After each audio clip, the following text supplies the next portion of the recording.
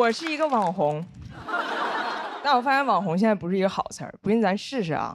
大鹏导演最近是不导了一个新电影，叫什么来着？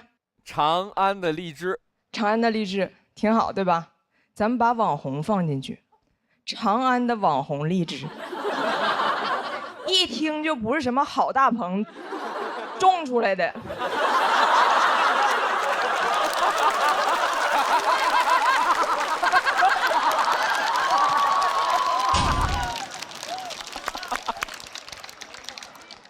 但是我就是一个网红，所以每次我参加活动，主持人介绍我的时候，就会非常煞费苦心。张彩玲，大胖媳妇儿的媳妇儿，互联网超高人气女老铁。我心想，这还不如网红呢。还有一次更夸张，主持人说：“欢迎张彩玲，跨国家庭幽默短剧创始人。”我老公听完吓一跳，谁撞死人了？我说我撞死你汉语老师了。因为网红不好听，现在很多人管我们叫博主。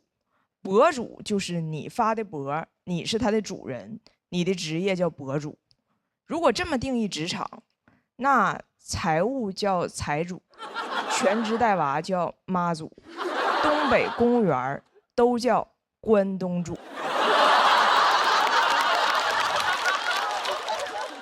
作为短视频博主，收获了非常多的点赞，所以现在很多人问我彩玲短视频到底有没有流量密码。我今天说句掏心窝子的话啊，你别想那些歪门邪道，你就踏踏实实沉下心来，嫁个精神病。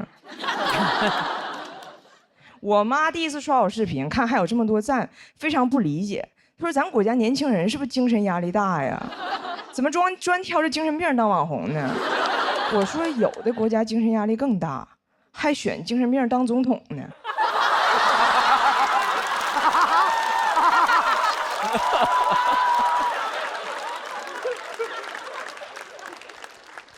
做短视频之后，我也成了个精神病。不知道你们听没听过？我以前说过一个事儿，就是讲我这个外国老公第一次来中国上蹲便不会蹲，我还得教他。对，我教他，我说双腿弯曲，重心下沉到极致。他一个努力跪下了，然后怕弄脏，把衣服一件件都脱了挂门上了。看着他这厕所上的一丝不挂啊，这要搁以前我早发火了，现在我想早发早火了。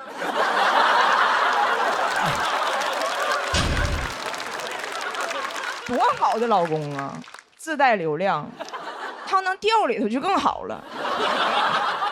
每次我发我这个外国老公干了什么傻事儿，流量就很好，这感觉太让人上瘾了。我每天就刷那个点赞，除了赞我啥都看不见，看见赞我就兴奋，我成了一匹赞狼。但如果发别的内容，流量就一般。为了这个事儿，我还找了一个网红前辈去请教。我说从长远考虑，我应该写点什么内容呢？前辈问：为什么考虑长远？短视频的核心是什么？是短视。网红是什么？大家想听啥你就说啥，这叫网红。我说那如果我就说我想说的，不管大家听不听呢？他说那个叫网课。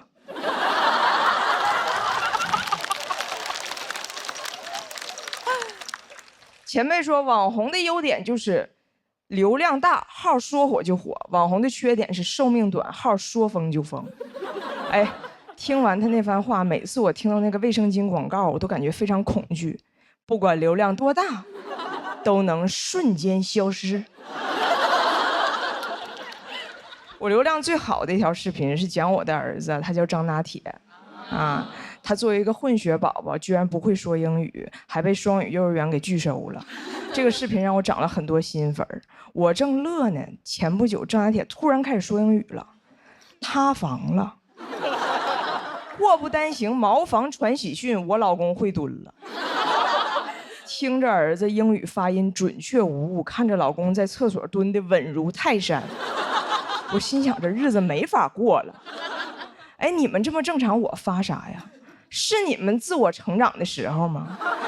你说一个好好的外国小孩，怎么还说上外国话了呢？我这个号起号就是靠老天爷赐我精神病，现在流量来了，精神病怎么还擅自痊愈了呢？我觉得王菲春晚那首歌就是给我唱的，世界赠予我，也赠予我，赠我一场病，又慢慢痊愈姚风铃，他俩痊愈谁疯了？铃。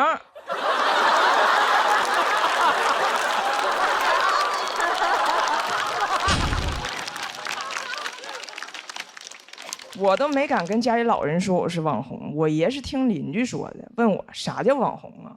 我说这么解释吧，电视上给你演的叫明星，手机上给你演的叫网红。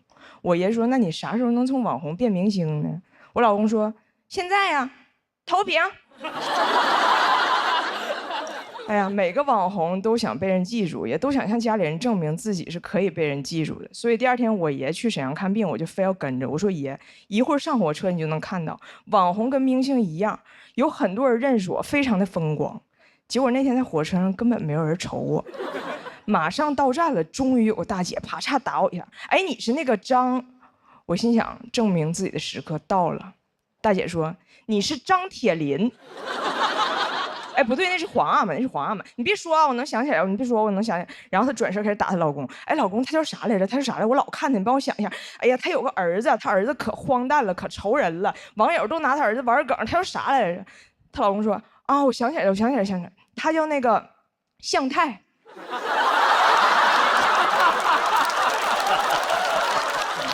我是彩玲，谢谢大家。好像刚才没有见到我一样。哎呀，很开心啊！今年不用比赛当老友了，做脱口秀真好哈，年纪轻轻就可以倚老卖老啊！我和付航今年迭代了去年的老友啊，去年的老友庞博横向调动为主持，去年的主持喜提毕业啊，脱口秀也搞降本增效了啊！老友的作用呢，其实就是稳住老观众，衬托新演员。托举他人，献祭自己，老友记嘛。所以大家能听得出来啊，现在的出梗已经有一些调皮了啊，这就是我今年的喜剧风格啊，笑不死风。啊，我就会讲那种观众会笑，但又不至于威胁你们生命安全的笑点。你们听完之后，统一的反应都是哈哈，笑不死。当然。如果我这么控制还是太好笑的话，那就说明姜还是老的辣。要是真不好笑的话，那就说明姜来是你们的辣。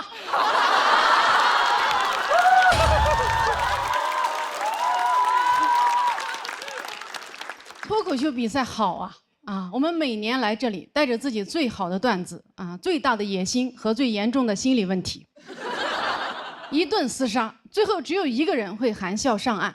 而其他所有人都将大获失败，或者小获一些不为人知的失败，就是那种啊，你还上过节目啊的失败。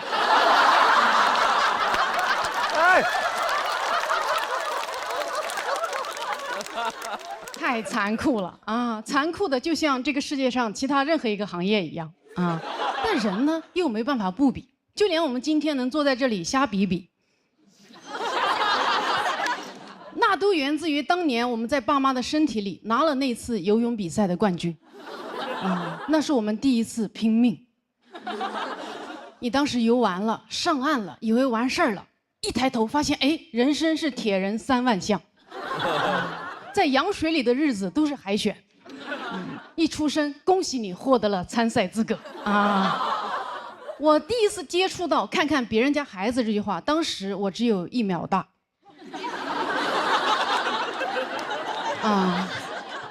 我出生的体重5斤2两，隔壁床的孩子8斤4两。我妈当时看着我说："咦，这孩子怎么缺斤少两的？"我爸说："哎呦，是不是没生完？"除了跟别人家的孩子比哈，我是家里的2胎，从小我还得跟我哥哥比啊。小时候我家里所有人都会夸我哥，说这孩子聪明，就是调皮，夸我都说这孩子踏实。就是踏实，踏实这个词一听就脑子不太好使，并且小腿很粗的样子。确实是这样。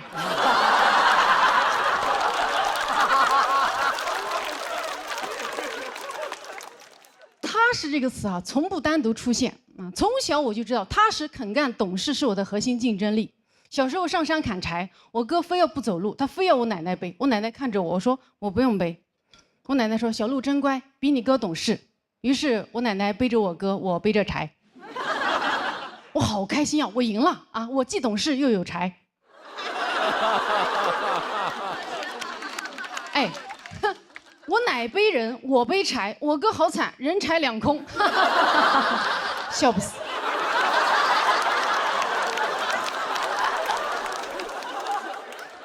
作为一个踏实孩子，我确实很肯干。但我今年在干完60场专场之后，我的嗓子失声了啊，说不出话了，跟今天的付航一样，被命运扼住了喉咙。我当然也没有这个备用的嗓子嘛，所以我只能取消了演出，在家闭麦了10天。那个感觉怎么说呢？无语了，大无语事件。我无语之后呢，我妈这辈子第一次对我进行了正面管教。她跟我说：“你不要再拼了，你已经很棒了。”哟，天哪！突然听到这句话，东亚小孩，我的天都塌了。哎，你已经很棒了，在我听来就是，虽然你没有获得更大的成就，但你这辈子就这样了。这是人说人的话吗？这不是我说我家狗的吗？啊，没有在沙发上尿尿，你已经很棒了。你才已经很棒了，你们全家都已经很棒了。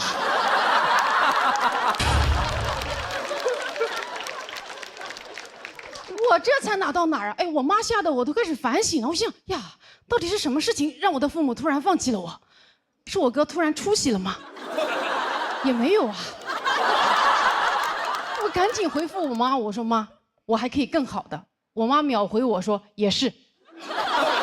啊，你现在生个孩子比啥都好啊！你看你哥啊，书读的不多，但现在2个孩子都这么大了。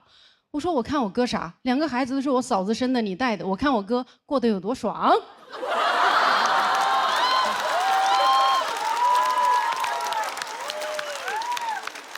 我妈说：“呀，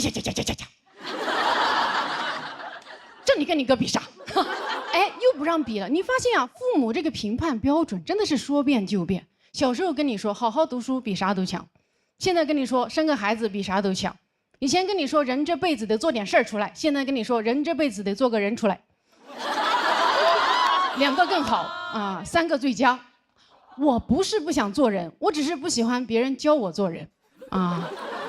我现在确实也想生小孩了啊，但我想生小孩不是因为我觉得生个孩子比啥都好，而是我觉得生个孩子怀着孕来比段子比啥都好。哎，你想一下，如果我能怀着孕来比赛，那简直是喜剧之王炸，对吧？比好了是带球过人，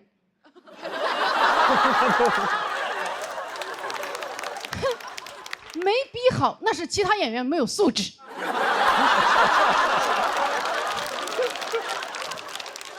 不给老弱病残孕让位啊！但是啊，我一直都没有怀孕啊，看来我的孩子不想为喜剧而生。我办的游泳比赛没有人下水啊！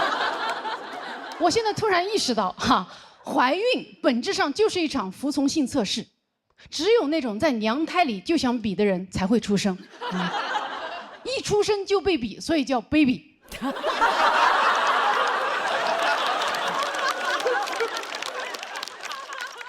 现在知道我优化掉哪位老友了吧？王建国的大业后继有人了。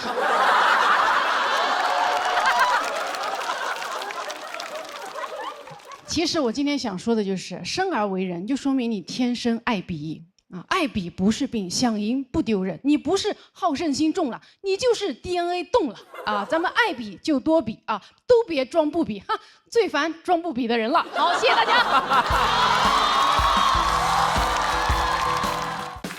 大家好，我是宋万博。今年我的人生取得了重大突破，我找到了女朋友。我是在交友软件上找到的。说实话，一开始有点犹豫，因为我一个朋友跟我说不要用那玩意儿，上面男男女女都可乱了，不是啥正经地方，你别下载。我下载了，使用感受怎么说呢？就一个男生啊，一个男生，如果你不是特别帅的话，你是感受不到乱的。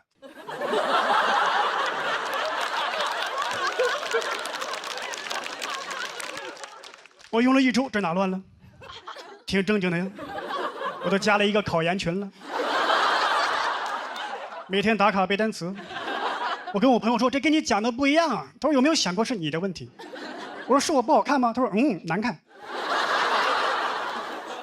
就你长得太正了，你特别像我们教导主任，不想找你谈恋爱，只想找你背单词。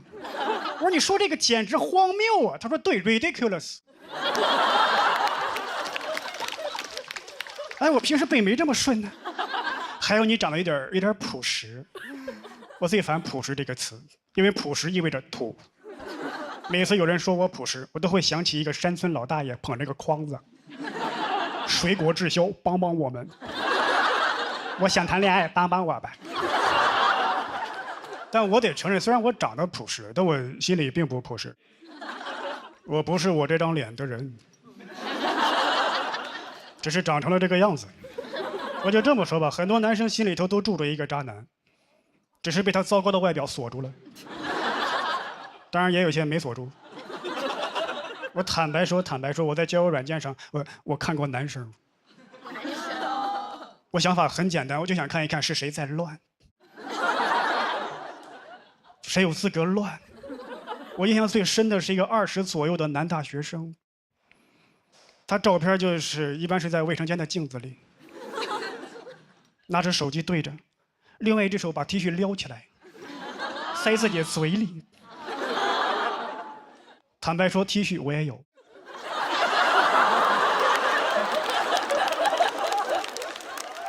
但我差的是 T 恤吗？我要是把 T 恤撩起来，特别像30天减肥的第1天。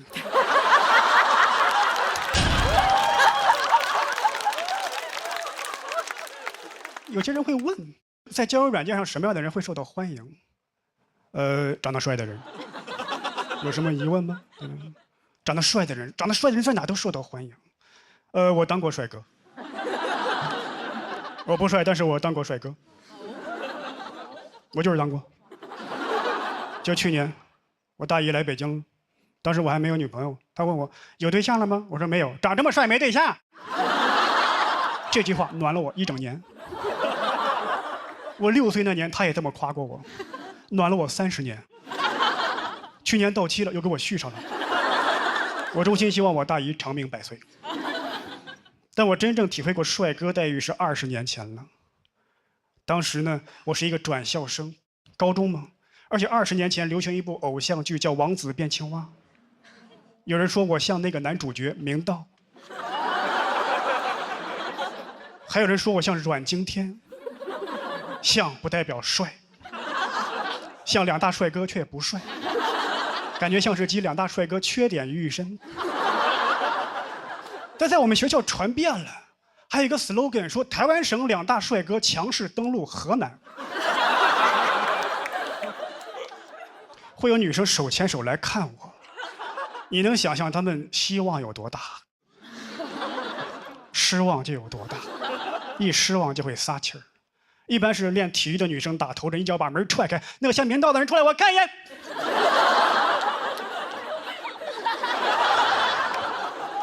像个屁呀！我说不像明道，也不能像那个吧。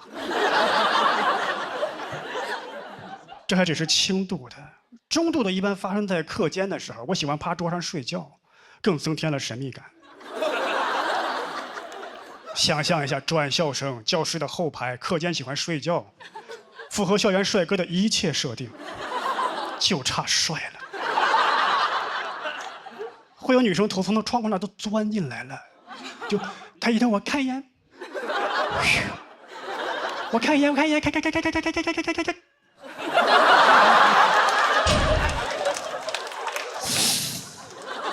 我谁把气门芯扒了？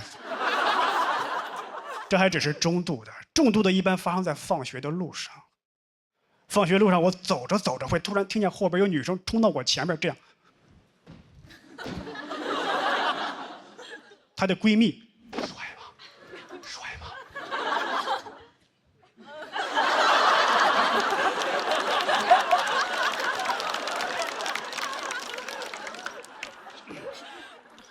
关键是我招谁惹谁了。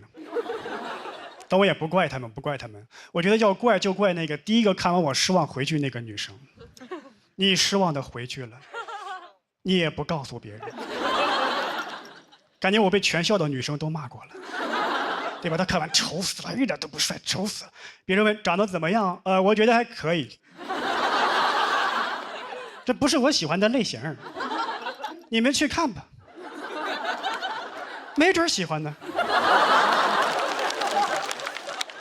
丑死了。后来我打听了一下是谁在造这个谣，说我们班有一个女孩，她特别喜欢看偶像剧，当然她只是说我长得像，但是造成那个后果，我要报复她。我报复她的方式非常极端和残忍。我说她长得像刘亦菲。你们可能不太了解，20年前刘亦菲在男生心目中是什么地位，相当于20年后刘亦菲在男生心目中的地位就没变过。我也让你尝一尝被大家轮番唾骂的滋味，但我忽略了一点，就是这个女生啊，首先人家底子好，其次呢，就是当时男生的审美呀，很容易被舆论操控。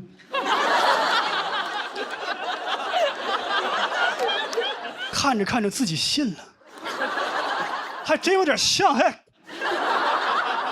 从此有一个新的谣言产生了，说高2、6班呀有一对金童玉女，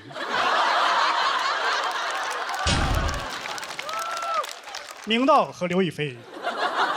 刘亦菲不错，明道有些 ridiculous。那就说到这里，感谢各位。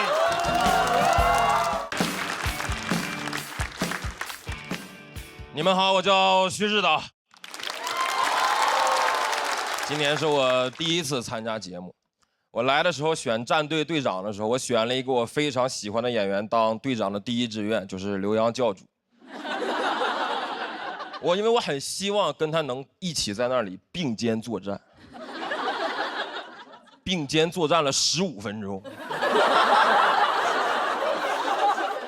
被打下去了。我本来想让队长好好领导我，我现在想办法捞块牌子捞队长啊！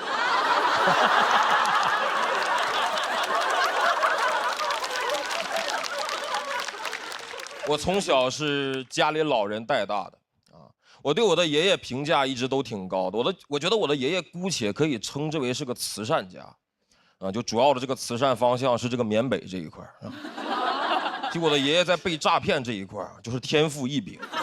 可以说是老天爷骗他饭吃，因为他身份太特殊了。我的爷爷是一个专攻于草书的书法家，名字叫徐德伦啊。就如果你们真的好奇的话，就等下演完出你们可以去搜他啊，但是你们不要去骗他，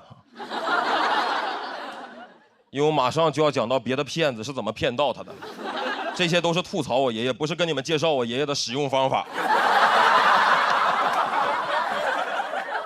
因为我爷爷是一个民间老艺术家，他很渴望自己的作品能够被大家认可，骗子就会拿捏这个心态。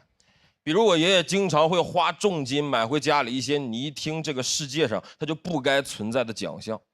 前段时间家里多了一个奖状，叫中华书画4大魁首，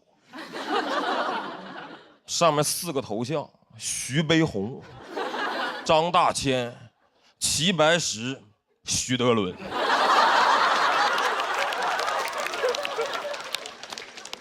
4个头像，就1个彩色的。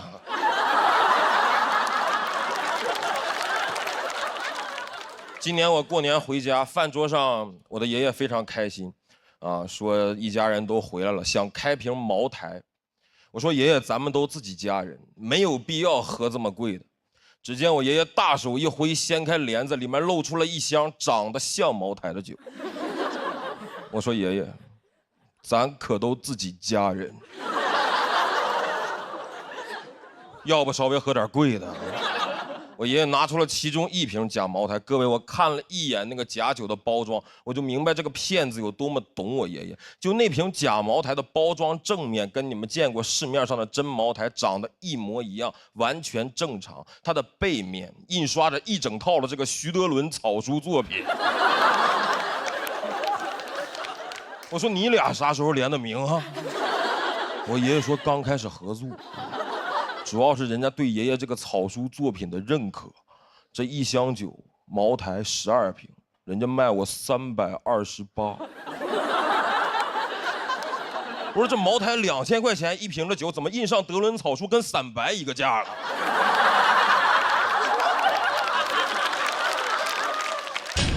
这是对你德伦草书怎样的认可啊？这德伦草书可太牛了，帮家人们把价格打下来了。我不想伤他的心，我还是陪他稍微喝了一杯。就朋友们，我平常也是喝过点白酒的，但我真没喝过假酒。假酒那个味道和口感，我当时尝了一口，我说怎么这个封面上这个草书它是渗进去了吗？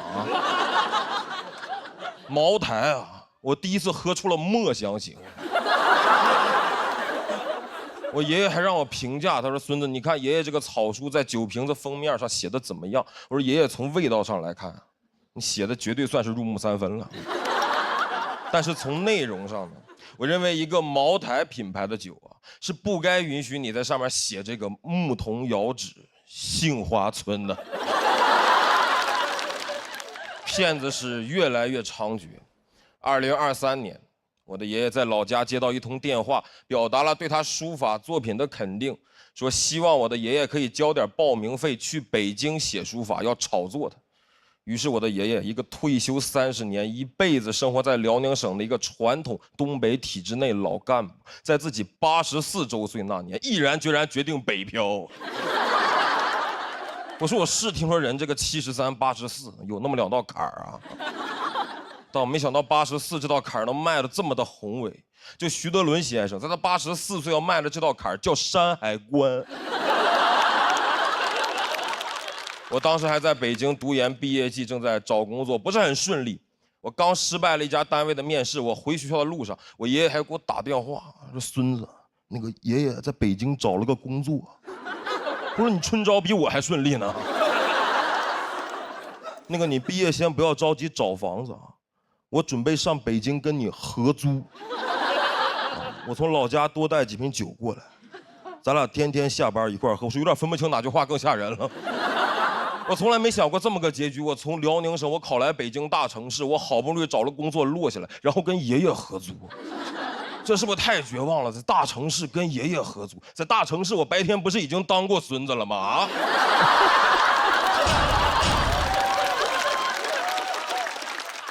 跟爷爷合租，各位你们有人跟爷爷合租过吗？你都没法跟你的合租室友拎着合租室友之间该立的合租规矩啊，用到爷爷身上太不合理了。你说那个爷爷啊，咱俩不能用同一个 WiFi 啊，咱俩上厕所得排队，还有最重要的，未经我允许，你不能私自带我奶奶过来过夜。但我尝试稍微理解了一下我的爷爷，其实老年人希望自己有价值。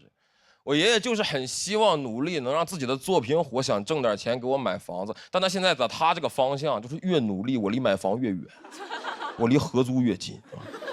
骗子最过分的就是这点，他会利用老年人的这种亲情。他那个骗子直接就跟我爷爷说，只要你愿意来北京啊，把这个钱交了，我就会炒作你，将来你1平尺的书法作品就能在北京买1平米的房子。我爷爷听完，现在拿着那个笔和纸就要来给我弄套房子，上一个这么有底气的书法家呀，叫神笔马良。我说咱是不是太敢信了啊？1平尺好几万，你按他这个说法，我爷蹲地上在那写比印钞机都快。我爷就鲁迅笔下的老黄牛不过如此了，喝的是假酒，写的是真迹啊。你感觉宣纸想升值都该给我爷爷用，蔡伦造纸就是为了德伦用纸。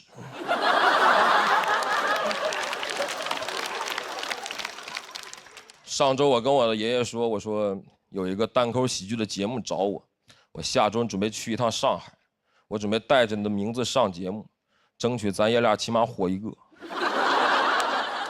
我爷听完笑了，说你是不是叫人骗了？家人们，谢谢各位，谢谢你们。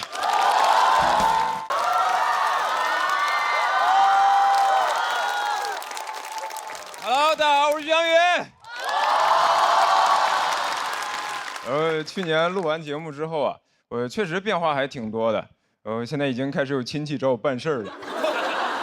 我上个月突然接到一个电话，跟我说：“翔宇，你表哥被抓了。”我一问，说是因为我哥开店不小心收了一笔诈骗的赃款，要配合调查，现在被抓到了上海，联系不上。然后问我说：“翔宇，你看能不能找个人去看守所把你哥弄出来？”我听完直接懵了，我上哪儿找人去？我在上海认识的全是脱口秀演员，屁用没有，只会幽默。我要是问他们，你们有什么路子能去看守所吗？说咋的？你想去看守所演出啊？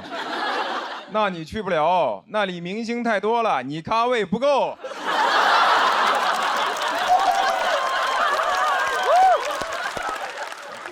我实在不知道咋办，我就寻思帮我哥找个律师，但你也不知道上哪儿找，就打开了大众点评。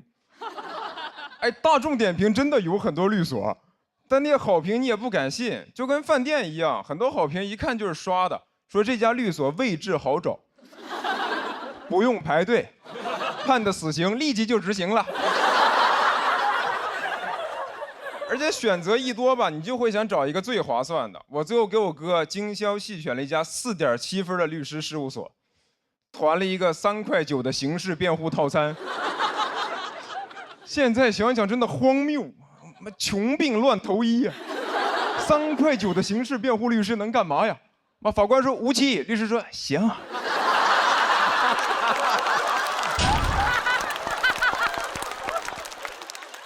我哥在那儿，我到底犯什么罪了？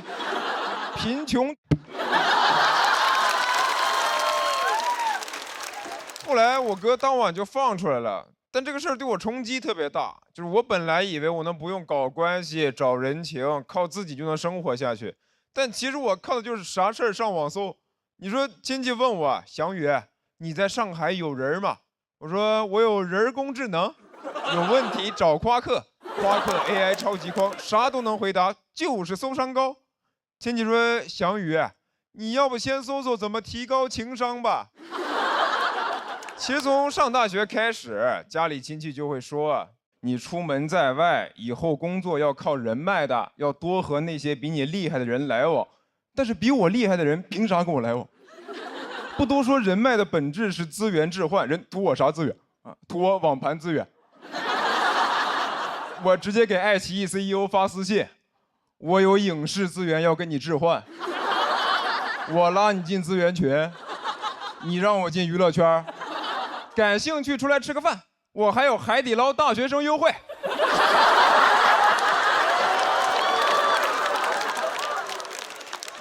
哎，但是我现在能意识到吧，有些事儿你只靠自己确实很难办。我去年刚来上海的时候看过一次病。就我脚这里烫伤一块，然后一直化脓不好，你上网查贼吓人，是会发烂发臭，然后截肢。但是有烫伤科的医院呢又特别少，我一看号至少要等1个礼拜，我说那不用看了，直接截肢吧。喜剧之王单脚记。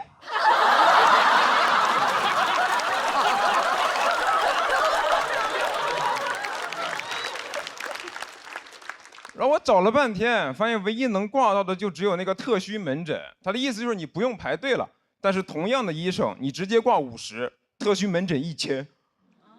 我说，哎，这怎么医院还有迪士尼速通卡呢？我要不还是排队吧。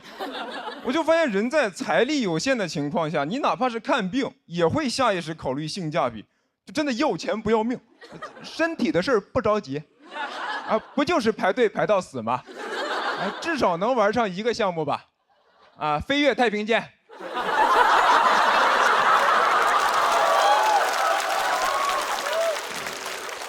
然后我就问我上海的朋友说，怎么看病能更方便一点？他们就跟我说，那就找人呗，啊，我不用排队，我哥是肿瘤医生。我说，那你天天得肿瘤？他说不是，我哥会带我去其他科室再找人，那医院也是小社会，能关照的地方肯定会优先亲友嘛。为啥是亲友优先呀？不应该是 IC 优先吗？以前也没人教我这些呀，我只知道学医救不了中国人，不知道学医能救自己人呢。难道医学生宣誓仪式的时候问咱们为什么献身医学？为家人谋福利。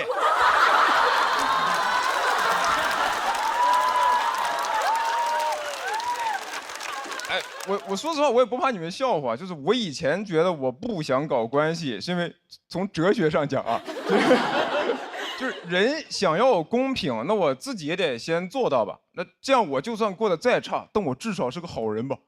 但我现在觉得，这不就是精神胜利法吗？就啥都没有，但是贼有态度。因为你现在想要过得好，你要么就有关系，要么就有钱，但我就是两样都没有，空有一身正气。但是嘴硬，我没钱，也没关系，都没事儿。好人一生平安。谢谢你们，魏翔宇。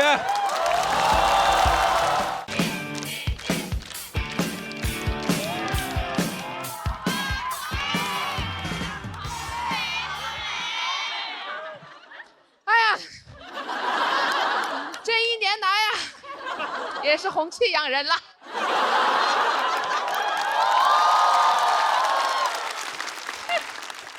确实啊，今年又来了。我在去年的节目当中呢，就是表现出色。这个不是我自己说的，是我问了 AI。去年我上完节目之后呢，好多人夸我。还有人跟我说什么女孩子是世界上最美好的生物，女孩子都香香软软。我个人不太喜欢这种说法啊，因为我觉得我们女孩子是各种各样的，为什么一定要香香软软的，对吧？对啊，我们又不是什么法式小面包。但是直到最近，有一个零食品牌找我直播。当时真的没有忍住，我说我就是小面包，我香香软软，可能因为我太谄媚了吧，最后没有接到这个商务。上完节目之后呢，好多人说记住了我的自信。还有一些姐妹跟我说很羡慕我的天生自信，哪有人天生自信啊？咱们从来没有见过哪个医生在产检的时候指着那个 B 超单说：“哎呀，你这个小孩啊，先天性自信呐。”然后等这个小 baby 在产房里面出生的时候，他就做自己。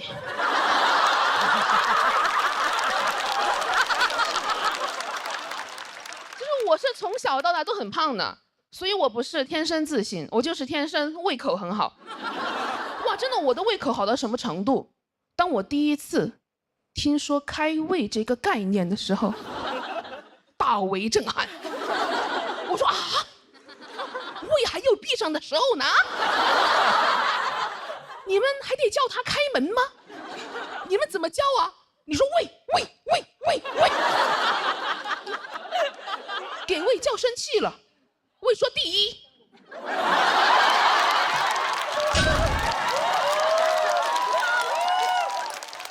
谢谢你们喜欢这个梗啊，这个确实是我今年写书最喜欢的一个梗啊，没有任何原因，就是荒谬啊。我以前其实都很自卑的，我最自卑的时候是青春期，因为初中的时候特别喜欢把班上最胖的女生和最胖的男生拉郎配。对吧？初中都禁止早恋，而我在包办早恋。我跟那个男生啊都没有说过几句话，我们两个人不敢，因为我们但凡有一点互动，其他人就你看，真是天造地设的一大堆呀。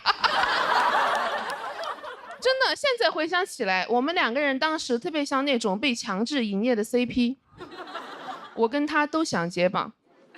但粉丝们不同意。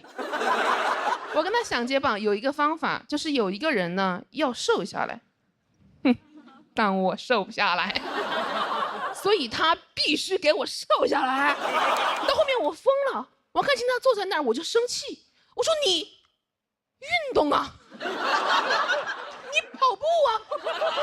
你再不跑，我就追你了。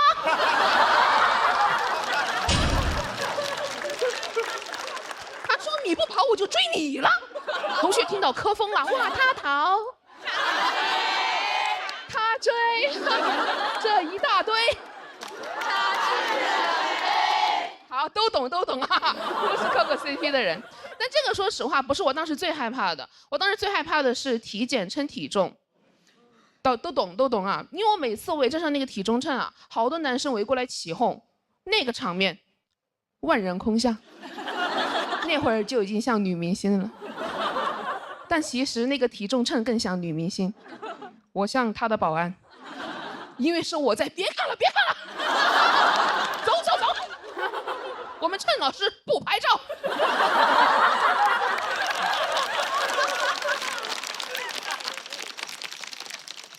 这就是我的青春，所以我当时真的看不了一点青春片，因为你们那些女主角啊，要么天生大美女，要么丑小鸭逆袭，一个能代入的都没有啊。你们看过《初恋这件小事》吧？对吧？它讲的就是女主为了男主一路逆袭的故事，但你们可能忘记了，女主角有一个胖胖的闺蜜，她也有自己的 crush。我当时带入她看了半天，结果看到她一直在帮女主追男主，我真是恨铁不成钢。我说小胖龟呀，你就没有自己的男人要操心吗？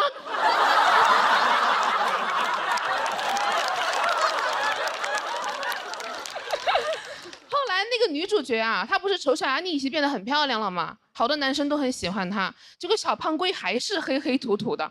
我当时真的很生气，我说我们不是闺蜜吗？你美白不叫我，学化妆不叫我，哦，吃饭你倒是叫我了。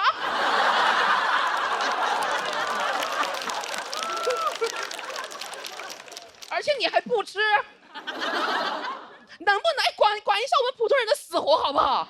哎，能不能给我们普通人拍一个青春片啊？真的，能不能至少给我们造个梦，对吧？如果让我拍，我就拍里面那个女主角，她也胖胖的，什么都没有，但她就是很自信，因为她身边的人都很正常友好。比如说，当女主课班上最胖的男生走在一起的时候，其他人只会说：“哎，你看，真是一对普通的两个人啊。”当女主体检称体重的时候，围过来一圈男生当她的保安，说谁都别想看她的体重。旁边医生说：“啊，我也不能看吧。”当女主因为有了 crush 开始身材焦虑饿到晕倒的时候，闺蜜递过去一个小面包，说美丽没有天花板，你看你多香香软。而且为了男人不值得，因为没有4菜1汤的爱情就像一盘散沙，风一吹就不好吃了。我朋友听了我这些设想啊，他说你说的这个不是青春片，是舌尖上的中国。不得不承认啊，姐妹们，目前的环境催生不出来这样的青春片。所以真的，如果你们觉得自己不够自信，你就装，你们别管，你先装他一个疗程的。如果你实在不会装，你现在在兜里装一个 vivo S30，等一下哇 ，Live Photo 神器。拍出鲜活的自己，好好看看你们自己到底有多美好。事实证明，谄媚是可以接到商务的。而且我们仔细想，你装自信没有任何损失，哪怕有人过来问你说你凭什么那么自信呢？不要理他，掉头就走，因为你确实不知道为啥。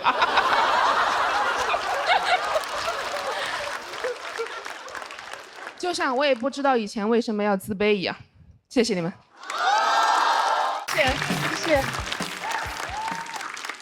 谢谢。大家好，我叫小海，谢谢。我是一个兼职脱口秀演员，我现在业余时间还有一份全职工作。我在我们公司是总监。对。在公司基本就属于中层。还有一个老板，一个下属，没有同事。就这老板还要天天开会跟我们讨论公司未来的发展战略。公司一共3个人，啥战略啊？一会儿排成人字，一会儿排成一字。我们公司真的特别小，有多小呢？我们租那个写字楼以前是个酒店，我们公司就是个标间儿。而且它该有的没有，不该有的却有很多。我们公司没有打印机，却有一个浴缸。浴缸里还堆了很多杂物，什么吃的喝的。有一天客户来了，老板当着他面跟我说：“你去浴缸里给客户拿点水。”前2天我下属还辞职了，我们公司连群都没有了。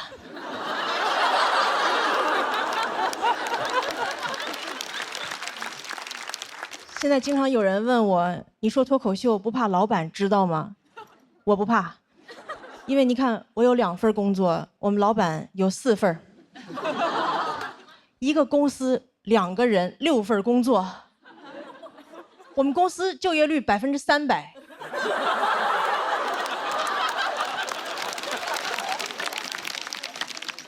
你要想实现就业率100%，还得雇4个街溜子。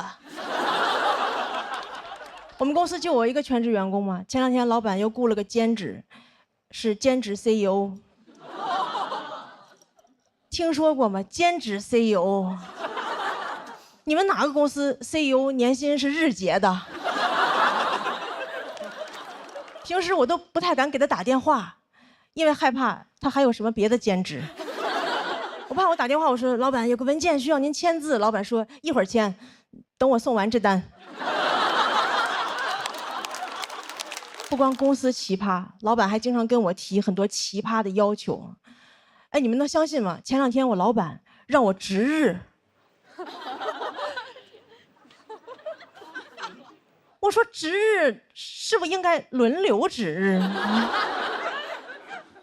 我没见过谁一个人值日，一个人那就不叫值日，一个人那就叫保洁。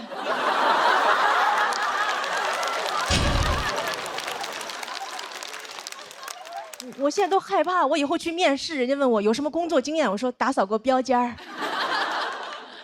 就经常跟我提很多奇葩的要求。前2天又跟我说，你以后每个月要读1本书。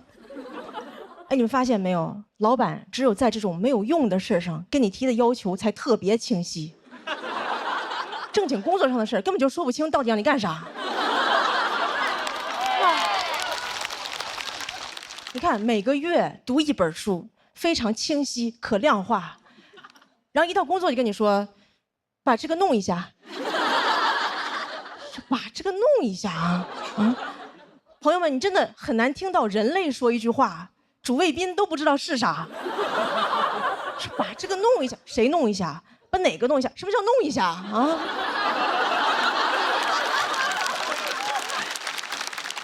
就这句话，老板可以让我干任何事儿。老板就算让我杀人都可以说把这个弄一下。然后前2天老板又要给我降薪，他居然跟我说你去起草一个自愿降薪协议。我说怎么你要给我降薪，协议还得我自己写啊？你要勒死我麻绳还得我自己编？你这是相当于潘金莲跟武大郎说大郎煎药了。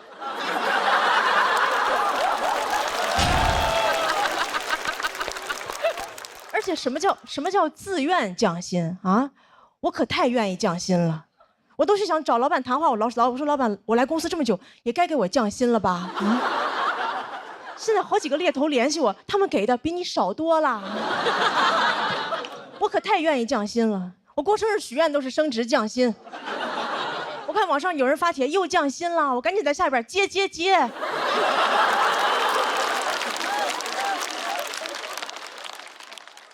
然后前2天老板又要给我降薪，这一次他居然要给我转成兼职。我说我不缺兼职。然后他跟我说了一句话，我才知道什么是真正的霸道总裁。他跟我说，虽然我给你转成了兼职，但我希望你不要有别的工作。我说怎么您还要给共享单车上锁啊？不过降薪也有一个好处，我发现老板跟我说话都客气了很多。以前老板就是跟我说你这个不行，现在跟我说你这个不行哈。我说那不行的话，那你把这个弄一下。哎呀，但是我也没有其他的办法。老板给我降薪，我就只能把老板写成段子；老板给我降薪，我就给你们带来欢笑，这就是降本增效。谢谢大家，我是小海，谢谢大家。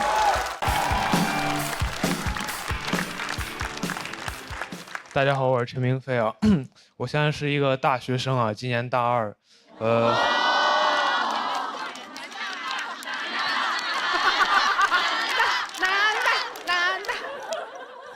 现在心情怎么说呢？就是马上有期末考试了。啊，我念的是中文系啊。我发现有时候我很难跟人解释说我们这个专业它究竟在学什么。就有一次我印象很深刻，我坐火车上学嘛，路上很无聊，有一个阿姨就说：“小伙子，你大学学什么的呀？”我说：“阿姨，我学中文的。”阿姨说：“那你学的挺快呀。”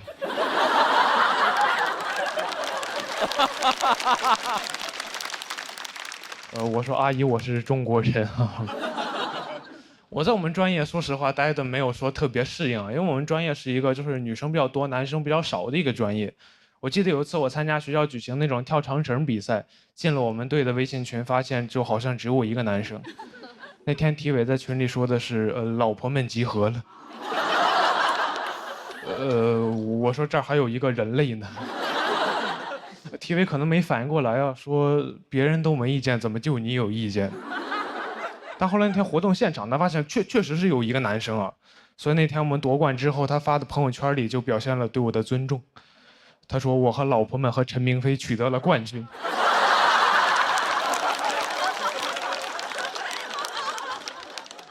感觉我像他们养的一条狗。我念中文系就是想学习写作，写一点真正好的一点作品。但上了大学之后，老师跟我说，一个作家想写出那种真正好的作品，应该要先过30-40年苦日子。我说这是不是有点太久了？哎，你说我万一好不容易熬了20多年苦日子，然后突然死了，那我这辈子不全是苦日子吗？就你不要跟我提什么卧薪尝胆的勾践，我知道这个听着很励志。但我觉得他励志就是因为勾践当年成功，他要是尝了3年胆被夫差灭国，那他在历史上就是一个沉迷尝胆。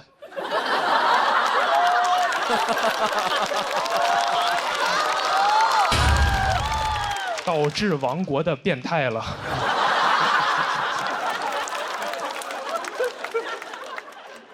不过我还是一个比较实际的人啊，我也焦虑过，说我真正能写出好作品之前怎么赚钱养活自己。我甚至考虑过转专业，但我后来转念一想，自己在老家有一群爱看霸道总裁爱上我的朋友，我心想这群傻帽的钱哥们还是能挣的。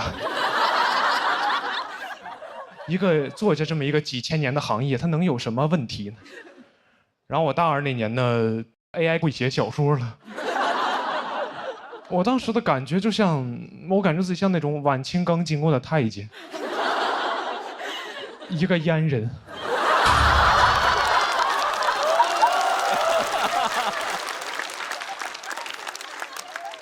就是我准备工作刚做完，发现行业消失了。我当时感觉自己被时代所欺骗了，因为我印象很深刻，我报志愿那会儿，全网都在告诉我，文艺就是人类面对 AI 的最后一道防线。我说怎么2年就被打爆了？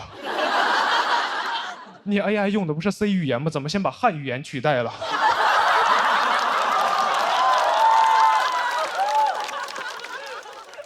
你这个 C 该不会是 Chinese 的意思吧？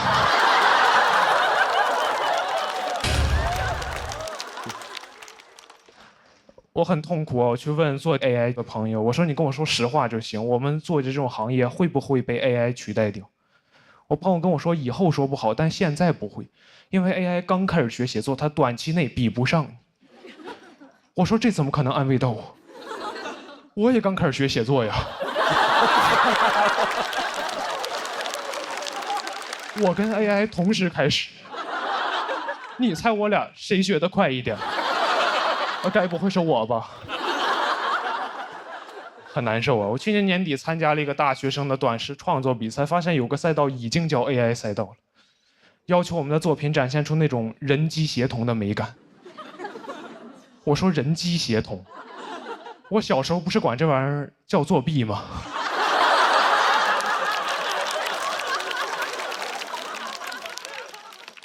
我记得我小学那会儿看着有同学考试那会儿拿手机搜题，人机协同，轻轻松松拿高分。我辛辛苦苦做半天拿个中等的成绩，我都安慰自己，我说陈明飞没事，你现在累了一点，但你培养了能力，长大你比他们强。长大发现人机协同才是真正的能力，就感觉像另外一个版本的卧薪尝胆，就是勾践尝了3年胆，发现夫差让别人消灭了。人轻松了，苦白吃了，在历史上还是一个沉迷尝胆的变态。我当时就感觉相信了很多年的道德信仰就是崩塌了。我去听了我们学校一个 AI 应用伦理的讲座，那个讲座上老师就明确说了，你用 AI 帮你写小说、写文章、发杂志肯定是不对的。我说哦，至少还可以，至少象牙塔还支撑着我原来的道德观念。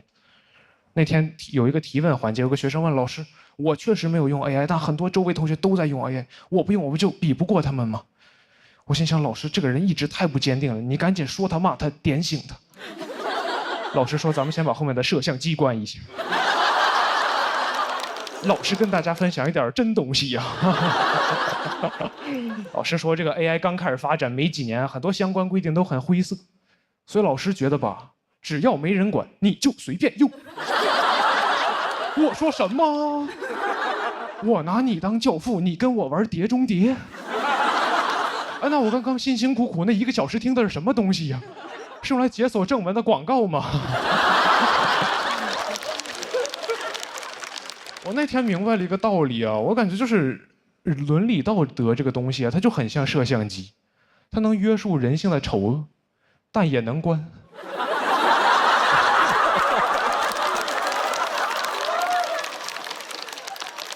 我现在感觉自己就是，我明白 AI 是好东西，我知道它是时代在进步，科技在发展，历史的车轮滚滚向前，但我不在车上。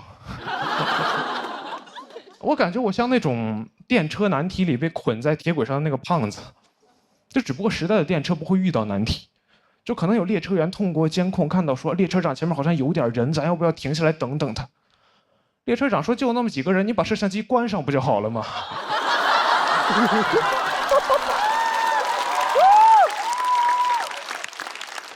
就看着那个车越开越近，我旁边的朋友就会问陈明飞：“咱们现在怎么办？”我说：“我自横刀向天笑，去留肝胆两昆仑。”他说：“那我先上车了。”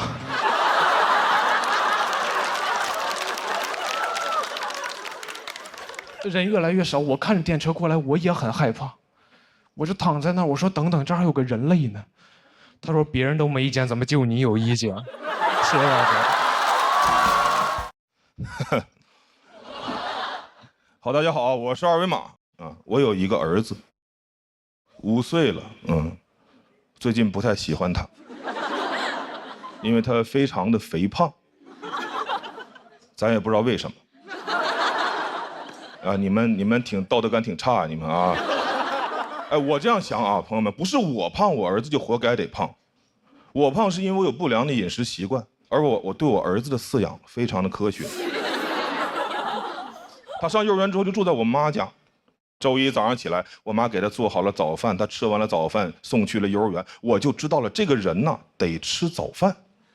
到我单独带他，我就带他出去吃早饭，我每次都确保他吃的一口都再也吃不进去了，把他送进幼儿。哎，我觉得我是一个就是有责任感的父亲。我这样做2年多的时间，最近他上幼儿园大班了，我偶然的得知他们幼儿园呀有早饭。我说完了，你知道你做的多可怕的事情吗？当一个人从3岁开始每天吃了早饭就去幼儿园，到了幼儿园就吃早饭，就会在他脑海中种下一个坚定看法，说这个人呢就得吃2顿早饭。当你有了一个儿子，你就会发现事儿太多。那天我回家，我发现我儿子在幼儿园让人打了一顿，这是很多男人不能接受的事情，这是他们人生的底线。但是我可以接受，因为我觉得我儿子嘛，他毕竟不是我本人。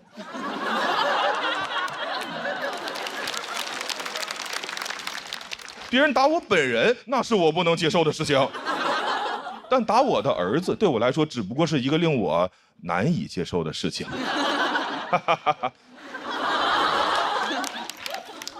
我花费了一些时间接受了下来。我说那明天我送你去幼儿园吧，你别让打一顿，你不敢上幼儿园。他说明天不用上幼儿园了，因为老师说他受伤了，得在家里边歇2天。这是我不能接受的事情，这是我人生的底线。我作为一个5岁孩子的父亲，我对他唯一的要求就是给我尽可能多的去上幼儿园。朋友们，世界上为什么会有幼儿园？咱们花那么些钱去雇佣一个机构，当然是让他们去干那些咱们自己不爱干的工作。我要是特别爱带孩子，我儿子能上幼儿园吗？哎，朋友们，而且孩子需要幼儿园吗？孩子需要父母，是父母需要幼儿园。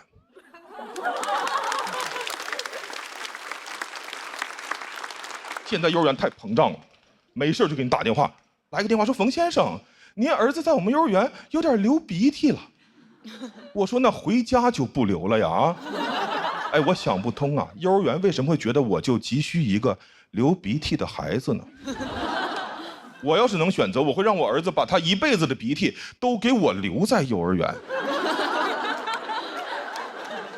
晚上回家的时候，还给我一个鼻腔干燥的儿子。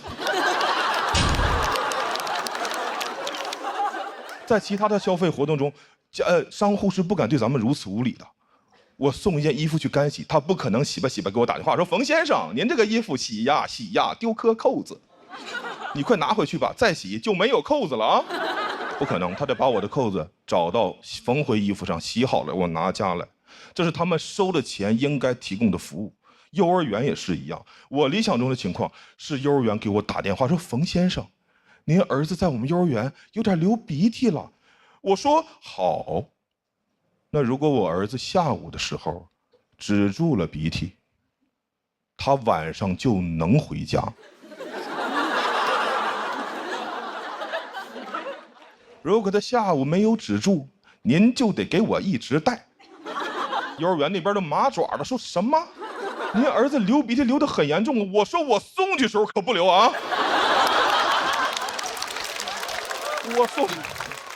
我送去时候是一个好孩子，是你把他玩坏的，你就要负责修理。幼儿园那边还想狡辩，我直接就把电话一按，电话卡拿出来掰了，家里边房子一卖，让幼儿园再也无法得到我的音讯。